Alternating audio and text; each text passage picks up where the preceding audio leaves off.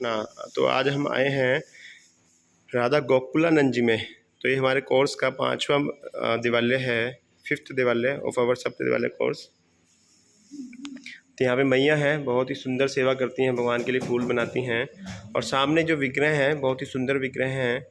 उनमें जो बड़े वाले डिटीज हैं वो हैं श्री विजय गोविंद जी, जो बलदेव विद्याभूषण जी के द्वारा सेवित विग्रह हैं।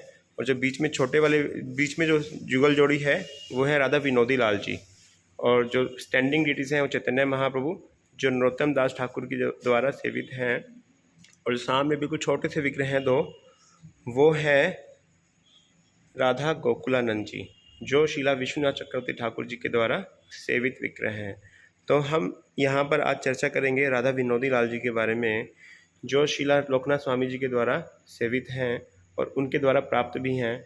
जो राधा विनोदी लाल जी के जो मूल विग्रह हैं वो जयपुर के अंदर हैं आज, लेकिन यहाँ पर जो है उनका रेप्लिका कॉपी, जिनमें हम कोई अंतर नहीं समझते।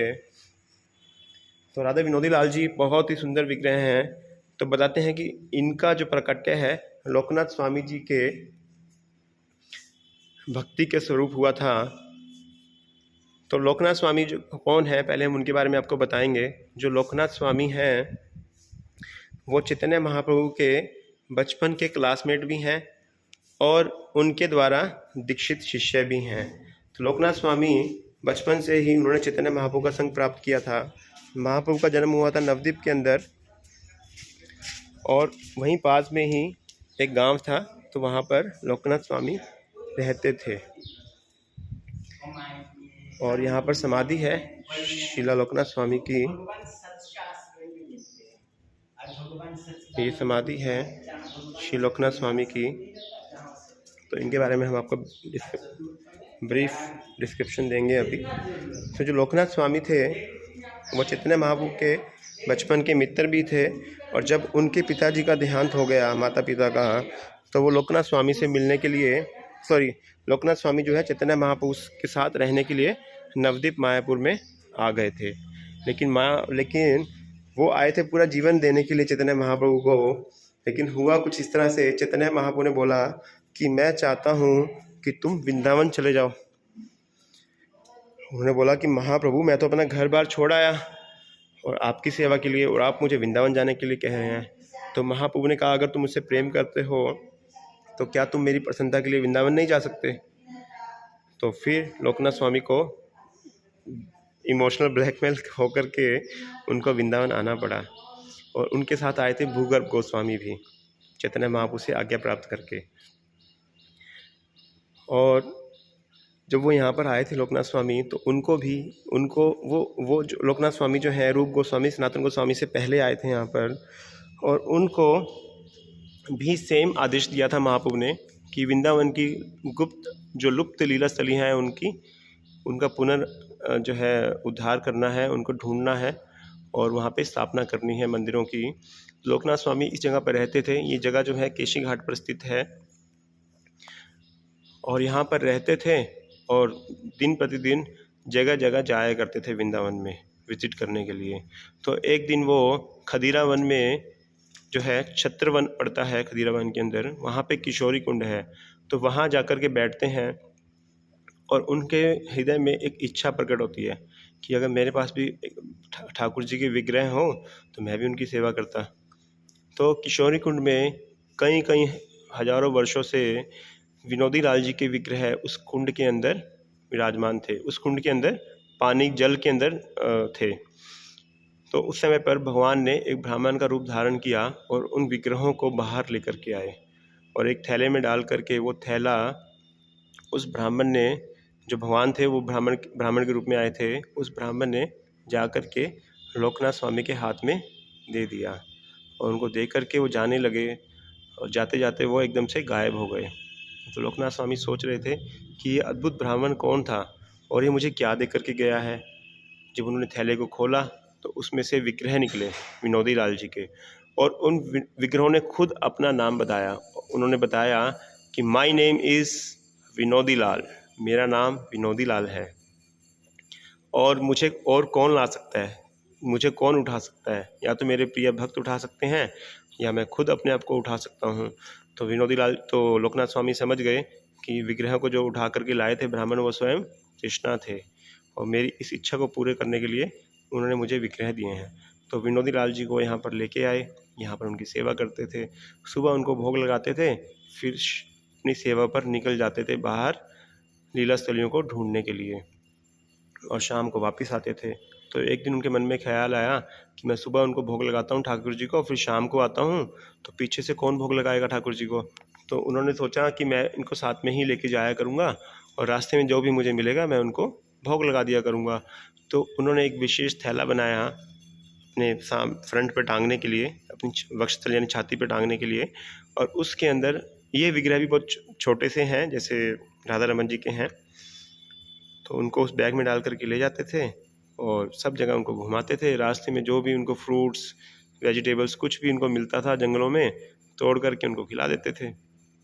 अब विनोदी लाल जी जो हैं उनकी खूब मदद किया करते थे।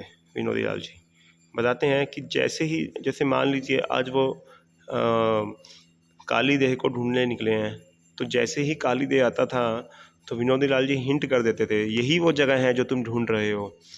तो बताते हैं कि जहाँ जहाँ पर भी लोकनाथ स्वामी जाते थे लीला स्थलियों को ढूंढने के लिए, क्योंकि बहुत पहले बौद्धों की वजह से या मुसलमानों की वजह से अलग अलग धार्मिक आक्रमणों की वजह से वृंदावन पूरी तरह से लुप्त हो चुका था। तो अब चैतन्य महाप्रभु ने अपने शिष्यों को भेजा था वृंदावन को कि लुप्त स्थलियों को ढूंढने के लिए। तो उस समय पर जो है लोकनाथ स्वामी आए थे यहाँ पर, वो ढूंढ रहे थे, उनको यही सेवा थी। तो लोकनाथ स्वामी हर रोज़ ढूंढने जाते थे। जब ढूंढने जाते तो विनोदी लाल जी उनसे बात किया करते थे, उनको बताया करते थे कि यही वो स्थान है जो आप ढूंढ रहे हो, यही केशी घाट है, यही काली देह है, यही चीर घाट है, यही नंद घाट है, यही भांडीर वन है। तो इस तरह से कुछ वर्षों में लोकनाथ स्वामी ने 337 लीला स्थलियों को ढूंढा और उनका पुनर्स्थापना की। फिर लेटर ऑन जब रूप गोस्वामी और सनातन गोस्वामी वृंदावन आते हैं तो अपने इस कार्य को उनको डेलीगेट कर देते हैं और ख़ुद यहीं पर रहते हैं, विनोदी लाल जी की सेवा करते हैं। विनोदी लाल जी उनसे बात किया करते थे, उनको तरह तरह से हिंट भी दिया करते थे। और एक बार ऐसा भी हुआ, एक बहुत ही सुंदर कथा आती है इनकी, कि विनोदी लाल जी सामने थे और लोकनाथ स्वामी बैठ करके सेवा जप कर रहे थे, चैंटिंग कर रहे थे। और उनके एक सेवक ने बोला कि महाराज मैं किचन को साफ़ करता हूँ तो आप आकर के भोग बना देना भगवान के लिए। तो उन्होंने बोला ठीक है। तो जब वो सेवक जब किचन में गए तो उन्होंने देखा कि एक लोकनाथ स्वामी वहाँ पर भी हैं जो किचन की सफाई कर रहे हैं। तो उन्होंने देखा कि ऐसे कैसे हो सकता है, अभी तो मैंने लोकनाथ स्वामी को मंदिर में टेम्पल हॉल में देखा था, तो ये किचन में कैसे। तो फिर उस समय पर वो फिर से मंदिर में आते हैं, वो देखते हैं यहाँ पर भी लोकनाथ स्वामी बैठे हैं। फिर वो किचन में जाते हैं, वहाँ पर भी देखते हैं कि लोकनाथ स्वामी किचन को साफ़ कर रहे हैं। तो उनका सर चकरा जाता है और वो आकर के लोकनाथ स्वामी के चरणों में गिर जाते हैं, बोलते हैं कि महाराज आप भी कैसी लीला कर रहे हैं। तो उन्होंने बोला कैसी लीला मतलब, मैं तो जप कर रहा हूँ यहीं पर। कह रहे किचन में कौन है फिर, कह रहे को किचन में कौन हो सकता है, मैं तो यहीं पर हूँ। तो किचन में जाते हैं तो वो लोकनाथ स्वामी वहाँ से गायब हो जाते हैं और देखते हैं पूरी किचन जो है साफ़ हो जाती है।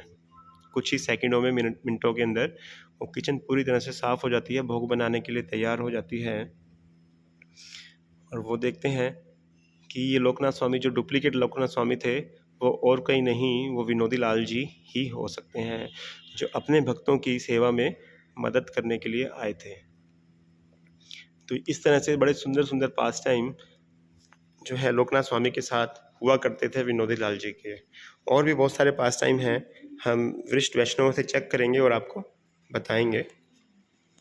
तो श्री श्री विनोदी लाल जी की जय, श्री श्री राधा गोकुलानंद की जय, श्री राधा विनोदी लाल की जय, श्री चैतन्य महाप्रभु की जय, श्री विजय गोविंद की जय, श्री लोकनाथ स्वामी की जय। ताई गौर प्रेमानंदे हरि हरि बोल। यहाँ पे सुंदर से दर्शन भी हैं हनुमान जी के। और यहाँ पर जो परिक्रमा मार्ग है वो अंडरग्राउंड है, तो मैं सोच रहा था कि आपको वो दर्शन भी करवा दूँ। यहाँ पे अंदर अंधेरा होगा लाइट। इस मंदिर के अंदर जो गुफा है, ये गुफा भी है और यही इसका परिक्रमा मार्ग भी है, अंडरग्राउंड परिक्रमा मार्ग है। और आप विश्वास कीजिएगा, यहाँ पे बिल्कुल एसी जैसी ठंडी हवा आती है।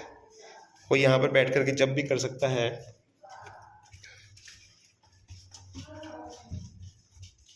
यहाँ पर बैठ के अगर आप जप करेंगे तो आपको ऐसा लगेगा जैसे आप एसी रूम में बैठ करके जप कर रहे हैं। ये नेचुरल, यहाँ पर नेचुरल एसी है। ये गुफा है नीचे की तरफ अंडरग्राउंड।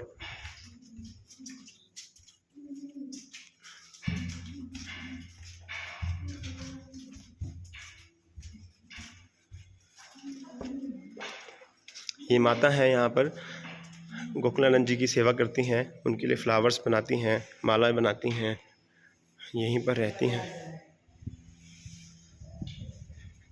तो ये सुंदर प्रांगण है मंदिर का। यहाँ पे सामने तुलसी महारानी है। तो आप सभी अपना समय निकाल करके आइए इस मंदिर में दर्शन करने के लिए।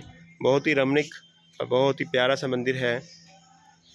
और हम सबको चाहिए कि हम सब अपनी पुण्य कमाई से इन सब दिवालों के अंदर दान करें, ताकि यहाँ की जो मैनेजमेंट है मंदिर का अच्छे से यहाँ की जो है मैनेजमेंट को संभाल सके और यहाँ पे अच्छे से ठाकुर जी की सेवा हो। तो आप सभी अपना समय निकाल करके आइए और अपने कीमती, अपने मेहनत की कमाई से कुछ दान इन मंदिरों में दीजिए। हरे कृष्णा।